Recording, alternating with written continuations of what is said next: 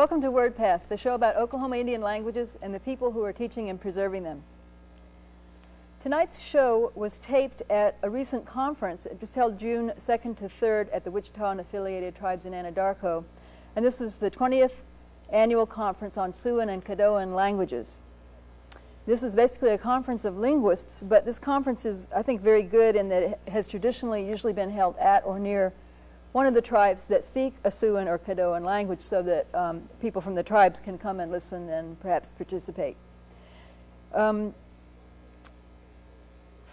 guess one of the things I should say first is what do we mean by Siouan and Caddoan languages? These are names for language families, names that were invented by linguists who noted similarities between languages and decided to call groups of languages by a certain name. And the way they named them was somewhat arbitrary. There's some discussion on the tape about this, but sometimes a single language, prominent language in the family was picked out to name the language, as in the case of Caddoan, which is named after Caddo. Sometimes there was a kind of, in the Uto-Aztecan language family, the northernmost language in the family, which is Ute, and the southernmost, which is Aztec, were chosen to name the family. And there are other ways these families have been named. But this particular tape that we're going to see from this conference is basically a panel of linguists and tribal people talking to each other about language issues. And this was the main issue that occupied everybody's time. And I thought it was a very interesting discussion. I think I'll pretty much let it speak for itself. People state their various positions and the problems that they have with these language families having these names. Let me just say briefly that the Caddoan languages that are spoken in Oklahoma are Caddo, Wichita, and Pawnee. And there are several Siouan languages in the Begiha branch of the Siouan language family in the northern part of our state. Some of the people you'll see on the tape are Stratford Williams, who's tribal secretary at the Wichita and affiliated tribes, Gary McAdams, who is the president of the Wichita and affiliated tribes, David Rood, who's organized the conference, and he's at the University of Colorado, professor of linguistics, and also editor of IJAL, International Journal of American Linguistics, the most prominent journal in its field. You'll also see Luana Furby, a linguist from the University of Missouri, and Kathleen Shea from the University of Kansas, and a few others. I'm behind the camera. I think you may hear a comment or two from me. Let's take a look at the tape. One of the things that linguists find problematic sometimes, and some of you can speak to this better than I can actually, is that the categories that have been established by using linguistic methods are sometimes kind of co-opted by anthropologists and archaeologists. And they tend to use names, I think in some cases archaeologists are particularly serious offenders at this point, because they will assign names to certain kinds of archaeological complexes that overlap with the linguistic names, but there's absolutely no demonstration. Bones don't talk. There's absolutely no way of knowing that that name for the linguistic group and that name for the archaeological complex really belong to the same ancestral group. I think that actually the use of Caddoan by archaeologists and Caddoan by linguists is independent. They both derive from the name of the Caddo tribe and a certain amount of evidence and or supposition. And I think I read at least one comment by an archaeologist saying, you know, in regard to the name Caddo as an archaeological complex name, boy, what a mistake that was, you know, because it ties things to a certain hypothesis that might 10 years later be not particularly strong. And I mean, so they regret the inconvenience themselves. They feel that maybe they jumped on something there that they shouldn't have jumped on and resulted in generations of confusion and misunderstanding. That's exactly what you were saying. You know, that's really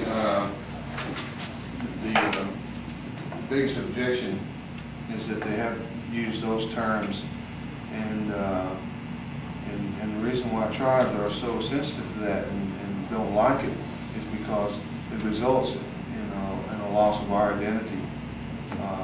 You know, it's fine to say something's Caddoan that might be 1,000 years ago or something, but when you then use that term to describe some pottery that's from a Wichita site that's a couple hundred years old, well then, you know, many people take that and, you know, it's out of context and it's misleading and it's all that.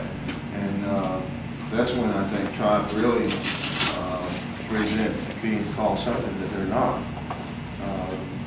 because, 200 years ago, 300 years ago, we were not a related people the way that you're using the term Caddoan to relate that older language.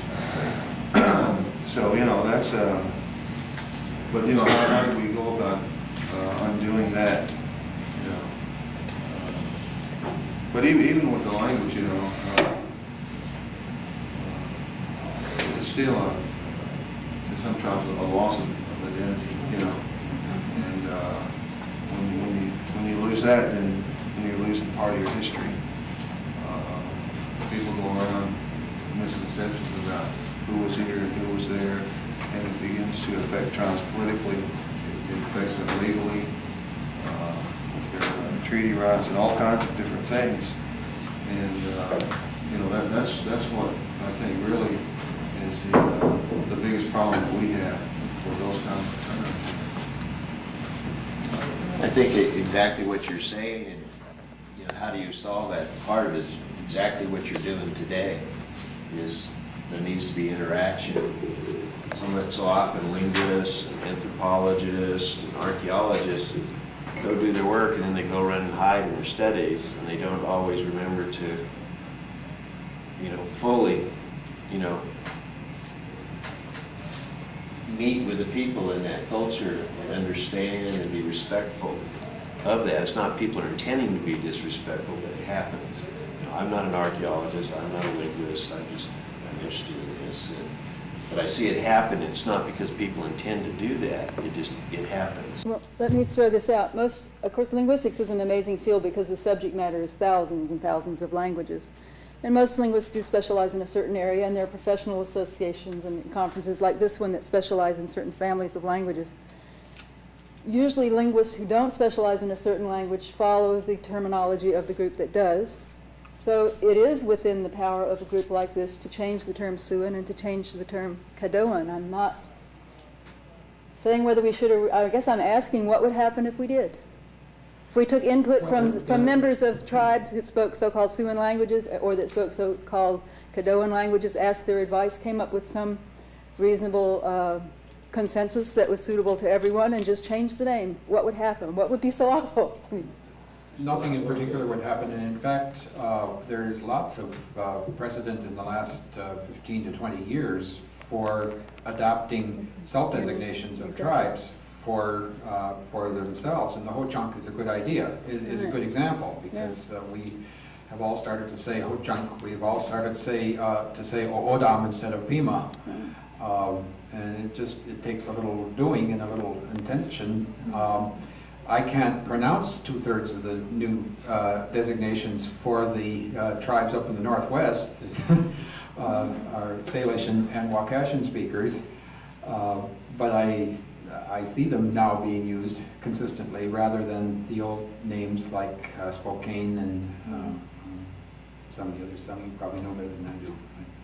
So at the modern level, changing Wichita to Ace or something like that would not be an impossible kind of thing to do.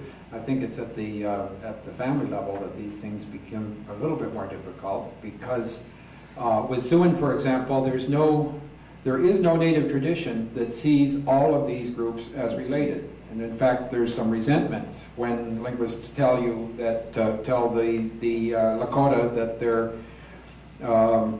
that 500 years ago or 800 years ago they were the same group as the Crow. They don't believe it.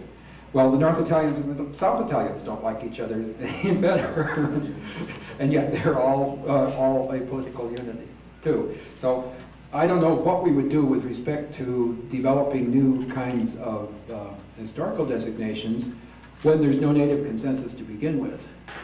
I think what he's asking, what colleague asked, is that one try to develop principles, not a bunch of new names, but rather principles by which names could be arrived at by any group that would take into account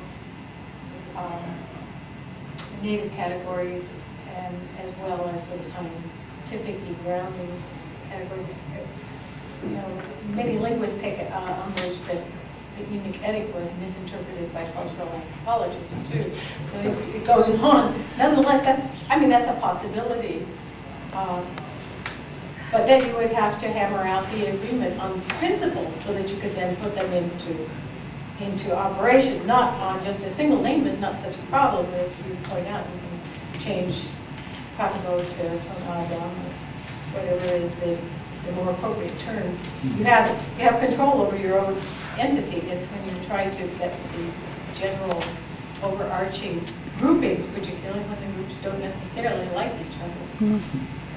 Okay. Well, what do you think would be a good solution to, you know, coming up with a name for those languages that are related? Arikara, Pawnee, Caddo, Wichita, Kitsai, is that it? Do you have you know, they're all related. What do you think we should call it? You know, since you're a speaker of one of those, or a member of one of those. You know, as far as solutions, I really wouldn't have any, but this is my first time, you know, being, and I've had this question for a while, but one thing that I think that's underlying here for me is that we struggle to identify ourselves as a unique people, as a Wichita, as a kitty. The government makes decisions when they're doing their budget, and they group us as one. Our needs are all different, and if the linguists can come up with solutions and meet with the tribes, and then, you know, we could sit down and talk about, you know, maybe we could find a solution. But until that time, us grouping us together as Caddoan or Siouan, you know, or Algonquin, whatever, you know, the needs of our people are never going to be met, because the people in Washington, D.C., the federal government is making decisions grouping us as one people. And we struggle with that on a daily basis. You know, we struggle with that even among ourselves. I'm on WordPath.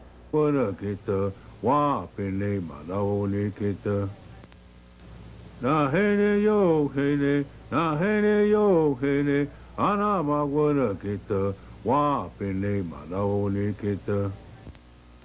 Na hene yo hene, na hene yo hene, ana magwana kita, wa pene manaone kita.